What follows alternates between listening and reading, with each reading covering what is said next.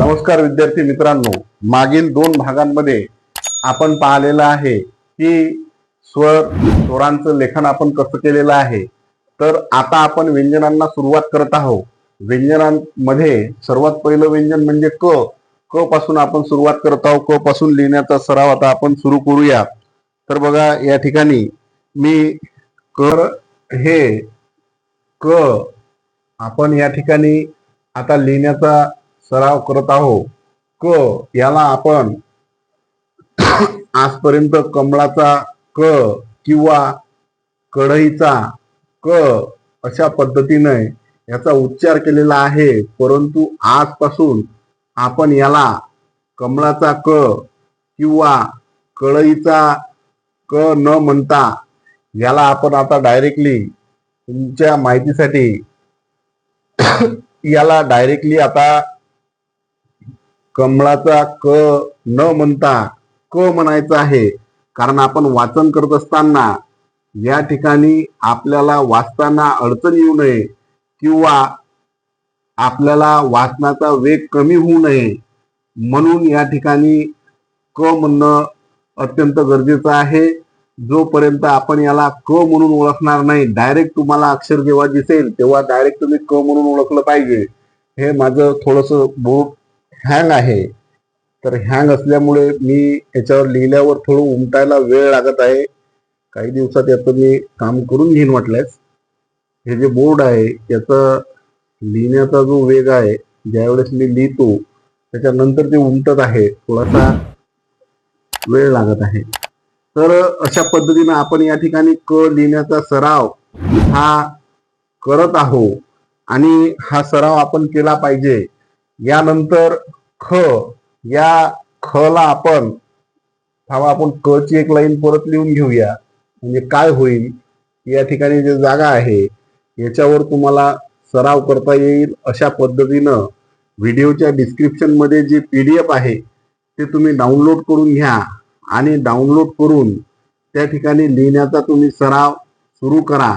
म्हणजे तुम्हाला या ठिकाणी लिहित असताना तुम्ही जेव्हा वाचाल, लिहिताना वाचाल आणि वाचताना लिहिताल, तेव्हा तुम्हाला खूप मोठी प्रॅक्टिस मिळेल आणि याचा परिणाम हा होईल की या ठिकाणी तुमचा वाचनाचा खूप वेग वाढून जाईल. तर अशा पद्धतीने तुम्ही या ठिकाणी ख लिहिण्याचा आपण सराव करत आहोत. याला आपण खटारा ख अशा पद्धतीने आजपर्यंत उच्चार केलेला आहे. परंतु आता याला डायरेक्टली ख म्हणायचं आहे. याला तुम्ही जोपर्यंत ख म्हणून डायरेक्ट ओळखणार नाही तोपर्यंत तुम्हाला सुद्धा खळखळ वाचन करता येणार नाही. तर याला ख म्हणून आता ओळखायला तुम्ही सुरुवात केली पाहिजे.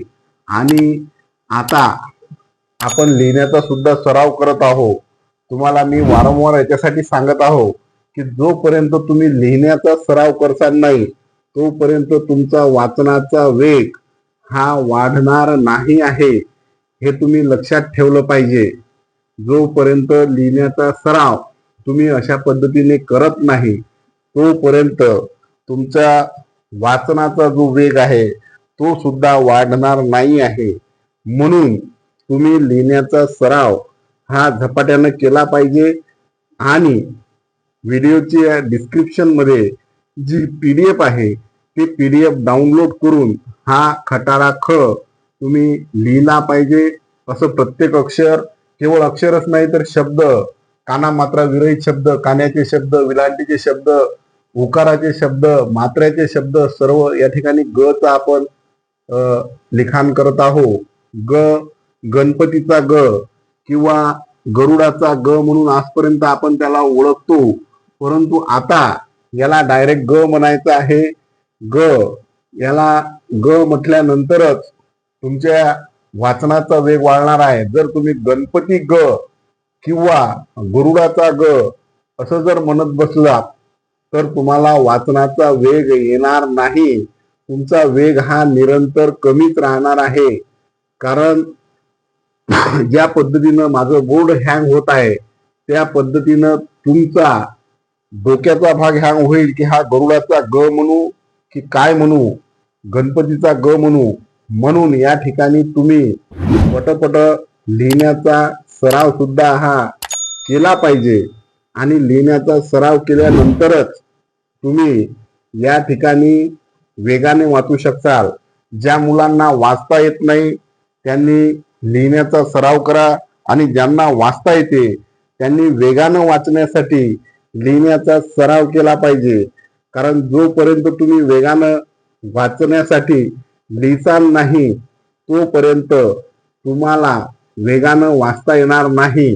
म्हणून वेगानं वाचता येण्यासाठी तुम्ही लिहिण्याचा सराव. आता बघा या ठिकाणी घराचा तर लिहित असताना हा जो घराचा आहे आपण याला घराचा म्हणून ओळखतो, परंतु आता याला घराचा नाही म्हणायचं तर फक्त म्हणायचं आणि लिहित असताना असं लिहायचं घ अशा पद्धतीने म्हणून लिहायचं आहे. थोडस उशिरा उमटत आहे कारण तो व्हिडिओ थोडा हँग म्हणजे हे बोर्ड थोडा हँग झालेला आहे. घ या ठिकाणी परत इथं अशा पद्धतीने लिहिण्याचा तुम्ही सराव केला पाहिजे. लिहित असताना असा म्हणायचा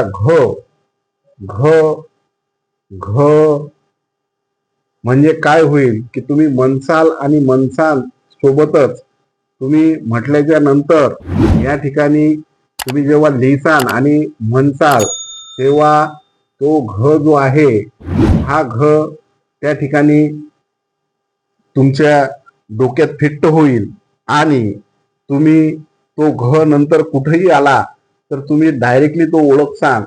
आता आपण हे व्यंजनांचं लेखन झाल्याच्या नंतर लेखन वाचन सराव आपला चालू आहे. तर हे झाल्याच्या नंतर आपण या ठिकाणी च्या नंतर आपण उर्वरित जे मुळाक्षर आहेत जे व्यंजन आहेत यांचं लेखन पुढच्या भागामध्ये करणार आहोत.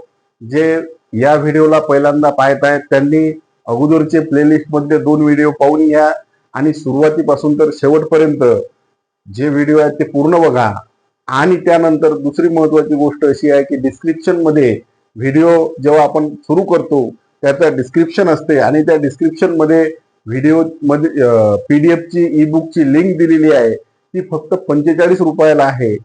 45 रुपयामध्ये आपण चॉकलेट किंवा आईस्क्रीमवर तेवढा खर्च करतो. जर तुमच्या मुलाचं तुमचं भविष्यात जर तुम्ही मराठी वाचन उत्तम प्रकारे करत असाल तर केवळ 45 रुपये खर्च करा आणि टीव्हीवर किंवा तुमच्या मोबाईलवर किंवा कॉम्प्युटरवर किंवा टॅबलेटवर आपल्या व्हिडिओची प्लेलिस्ट लावून द्या. 8 दिवसामध्ये मुलं निश्चित खळखळ वाचायला सुरुवात करतील. चॅनलला सबस्क्राईब करा, लाईक करा आणि कॉमेंट्स करा. धन्यवाद.